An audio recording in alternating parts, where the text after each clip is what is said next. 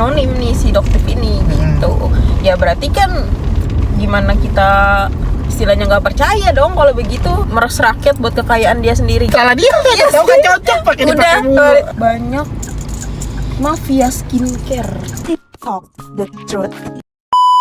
Abang tahu kan ya Pap, lagi viral pembuktian kali ya, overclaim dari skincare yang lagi hits.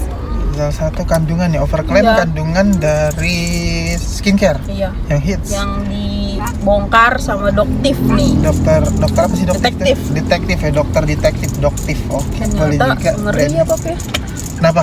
Banyak mafia skincare. Oh, disebutnya mafia skincare.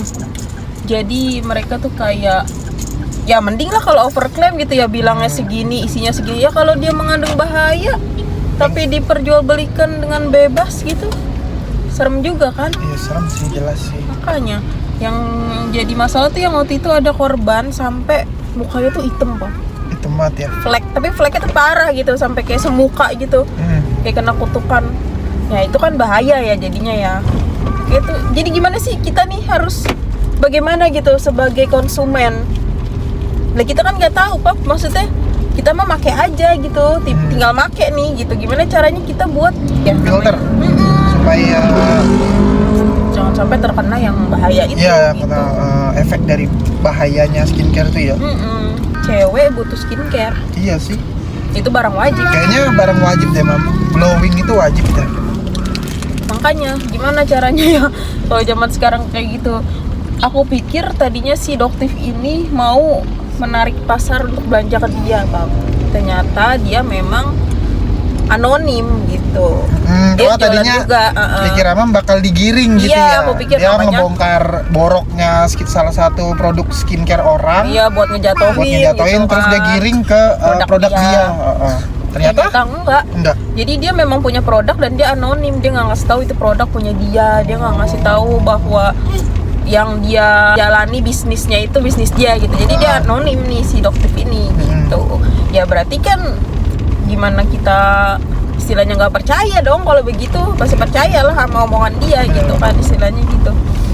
Nah terus menurut apa nih Bob, apa sih yang bikin si owner skincare ini berani gitu Pop? Itu kan pembohongan publik gak sih jatuhnya? Oh iya, tapi masalahnya dosa kan ya. masalahnya gini dulu Mam, Gimana? kita harus ambil sudut pandang lainnya dulu.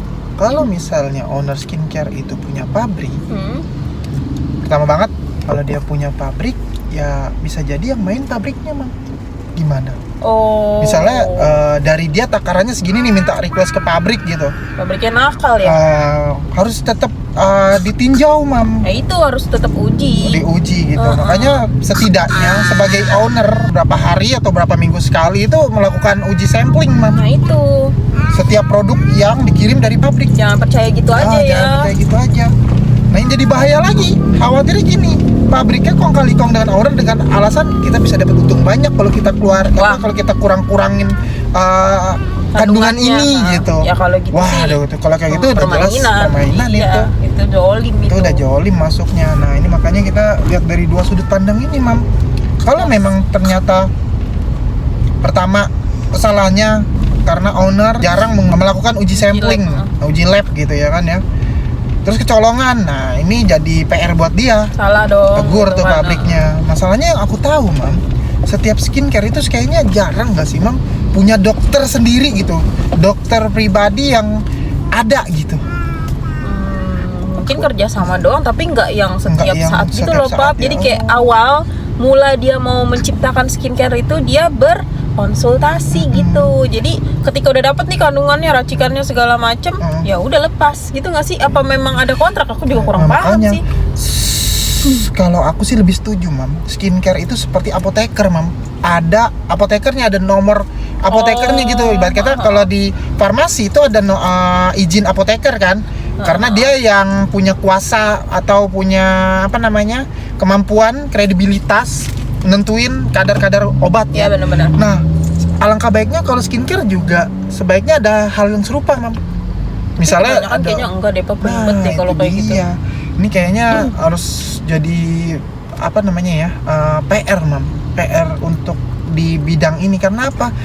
Ini skincare loh, nggak jauh beda dengan obat dan makanan. Iya. Jadi BPOM aja nggak cukup, Mam. Bener-bener. BPOM aja menurut aku ya kayak BPOM tuh kayak uji lab terus bla bla bla.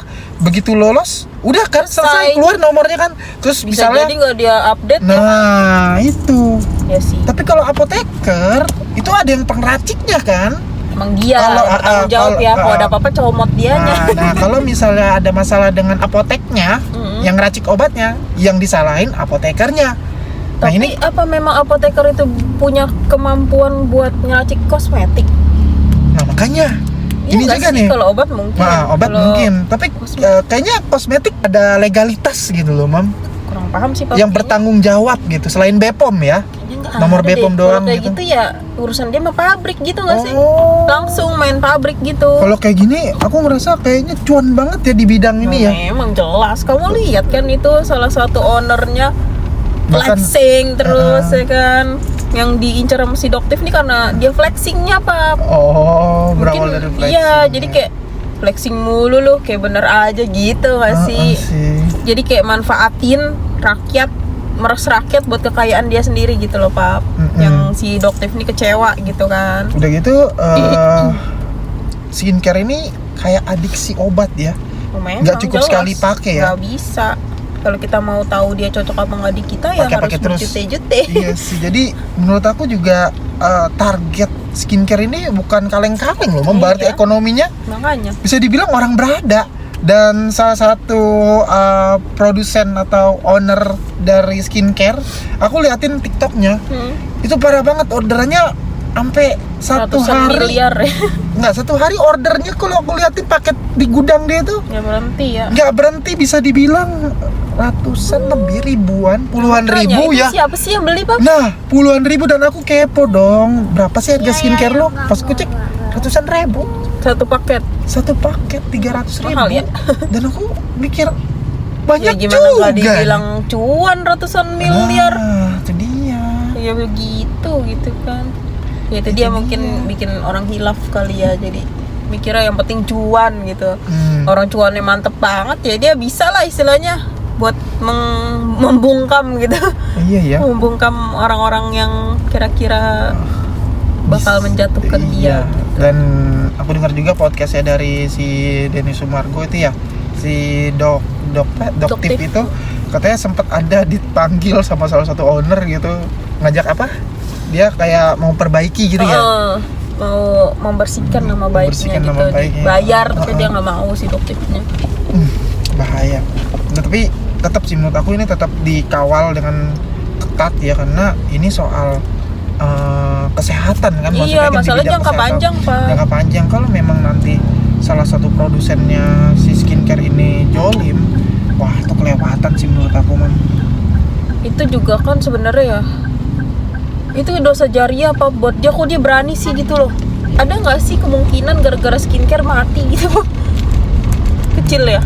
Kalau penyakit iya ya. Kalau mungkin. penyakit iya sih, tapi kalau sampai mati kayaknya kecil deh, Mam. Alergi mati gitu. Iya, kecil sih menurut Mungkin aku. kecil ya karena kan kandungannya juga nggak banyak gitu. Nggak banyak, tapi tetap sih kita sebagai konsumen harus benar-benar cari tahu produk Iya, kita. harus teliti, jangan sembarangan. Dan bahkan katanya sampai ditulis kecil-kecil ingredientnya itu Iya, ya. segitunya niat gitu loh. Sampai Ya berarti kan jolim Pak. Iya sih, Itu udah jolim. tetap harus intinya balik lagi ke para konsumen sih, Mam. Benar-benar ketat sih, jangan sembarangan pilih. Kalau memang nggak cocok ya sudah, jangan gitu. Tapi kata si Doktif sendiri, skincare ini sifatnya cocok-cocokan ternyata.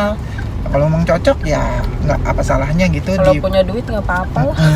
Jangan sampai mainnya ada masalah, ntar takutnya jual tanah orang tua buat beli skincare. Ya ampun. Jangan sampai segitunya sih. Banyak juga sih yang komen, Kenapa? gue sampai miskin beli skincare dia nggak berubah gitu. Salah dia, tahu kan cocok pakai Udah, dipakai mulu. tapi untungnya nggak bahaya gitu loh Pap ke dianya, bukan menimbulkan efek negatif, tapi emang syukur ya kulitnya gitu. aja bebal gitu Bebal, kan. ya, benar-benar. syukurlah gitu. Kalau make terus kebakar, mukanya gosong itu kan parah gitu kan. Dan aku juga mengapresiasi gitu ya, salah satu dokter mau speak up. Aku suka loh dokter-dokter atau orang-orang yang Berani jujur. orang-orang yang edukasi gitu penontonnya. Aku suka banget yang begitu-begitu, kayak dokter Tirta tuh, terus aja juga dokter Richard dulu tuh. Sekarang aku kurang tahu sih nih, soalnya dia disinggung juga ya produknya dia ya.